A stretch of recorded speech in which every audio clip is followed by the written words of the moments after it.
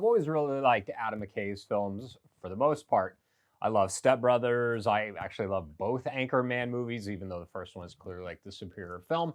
And that low-brow kind of stuff between him and Will Ferrell and John C. Reilly, like I love those movies, right? They're fun, they're super quotable, and they're really, really, really hilarious. So he's dabbled in some other type of films, a little bit more serious fare.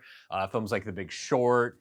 He did Vice, the movie about former Vice President Dick Cheney.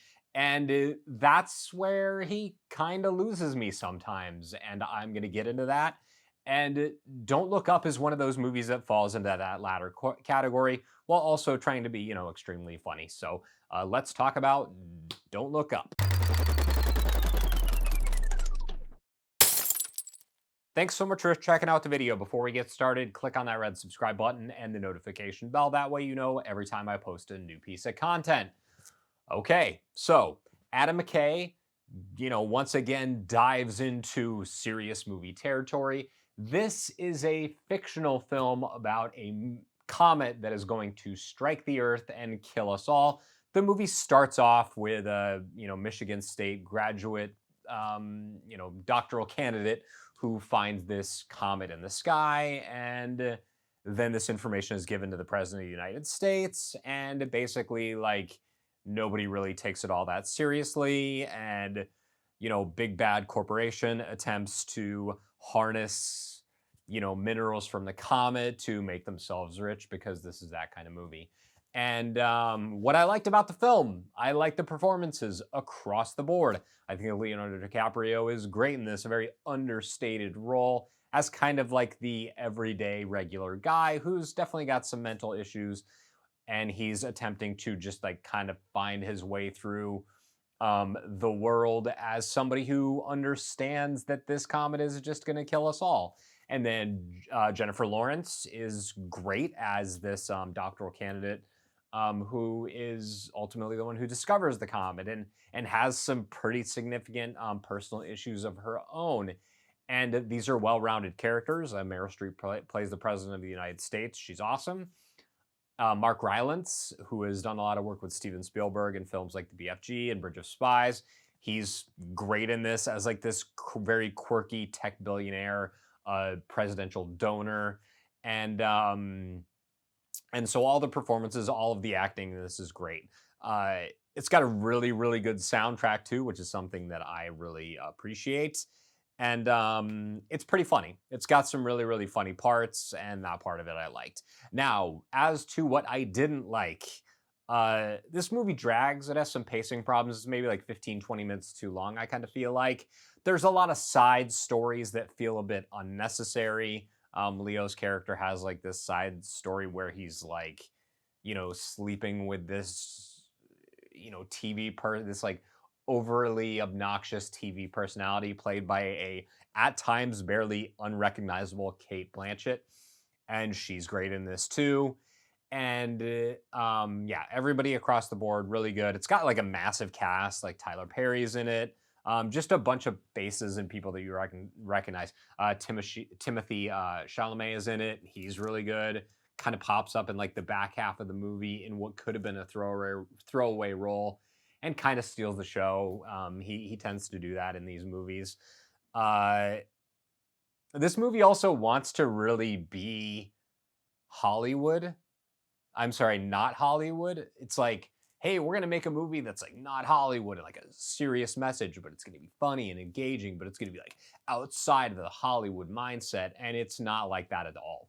The movie is extremely Hollywood. Um, a lot of the reason it is because of its message. This is a one-sided message that has no interest in really any sort of subtlety. It is going to pound you over the head mercilessly, to the point where it just straight up tells you that screaming at people is the best way to get your message across.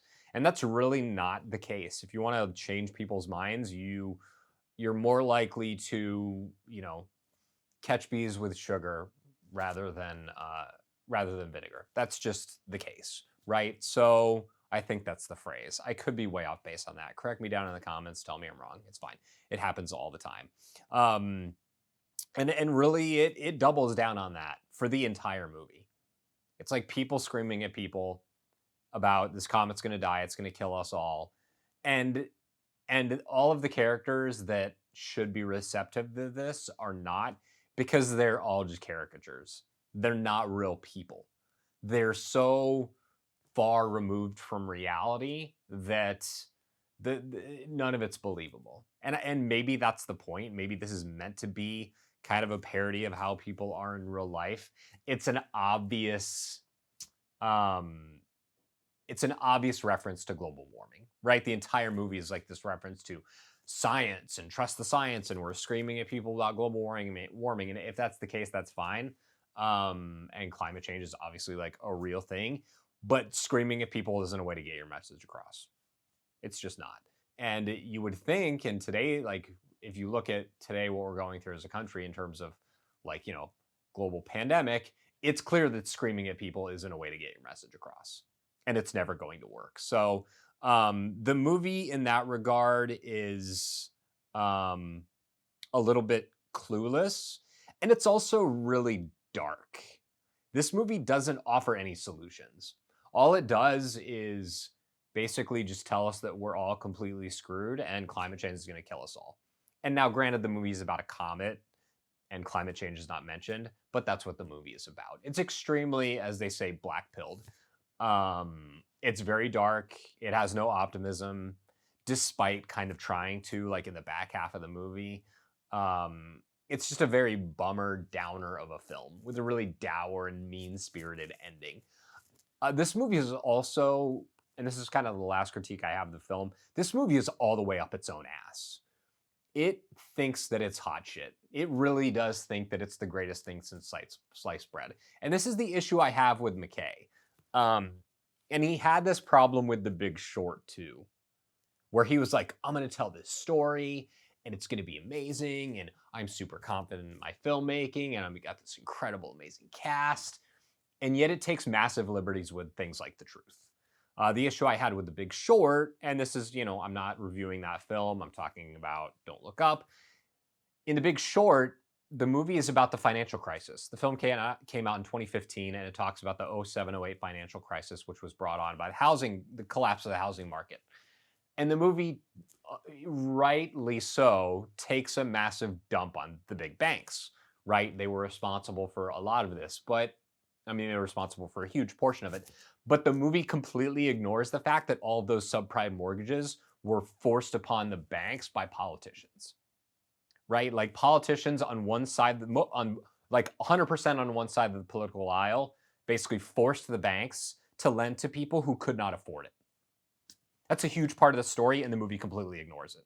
And this movie does the same thing. It takes a lot of liberties with the truth and the facts in order to get its message across. And that might be a message that people need to hear.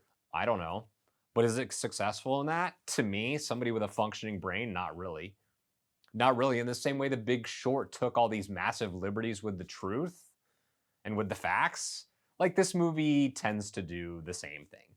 Because it paints one side as righteous and the other side as pure evil. And that's just not how people work. You know what I mean? Like, we live in a world that's gray and not black and white. And the movie doesn't understand that. And it thinks it does. And it acts like it does. But the overall message it portrays is so far up its own ass that it doesn't understand the actual story that it's trying to tell. And I think it's a huge problem with this movie. And it's a bit of a struggle that McKay has. He wrote the film. He obviously directed the film. I'm sure produced the film. And this is like his baby, right? This is his creation. He has a message and a story he wants to tell, but just doesn't have a firm grasp of the truth, because the truth matters, and this movie doesn't really give a rip about any of that. So I enjoyed the film overall. I understand the story it's trying to tell. I understand the way it's trying to tell it. There's some really dynamite performances. Completely forgot to mention Jonah Hill is in this. He's like the president's super duper scummy and slimy chief of staff son, and he's good in this too. Everybody is really good in this movie, and I think that's what's kind of a bummer for me is that it has all these really great performances and a story that's meant to be kind of a parody of real life and kind of meant to like run parallel to the story of how America is handling global warming, but it just doesn't. It doesn't. A lot of those punches just don't land for me. It has a disdain for its audience. And really, that's not a way to get your message across. You want to get your message across to your audience, treat your audience like they're real people and treat them with respect. And you will get a lot further doing things that way. So thanks so much for checking out the review. If you liked it, if you found it helpful, consider subscribing to the channel. You can also like and share it. That tells YouTube that, hey, it's worth promoting. Hit me up in the comments. Let me know what you think of Don't Look Up. And I'll see you next Wednesday at 9 a.m.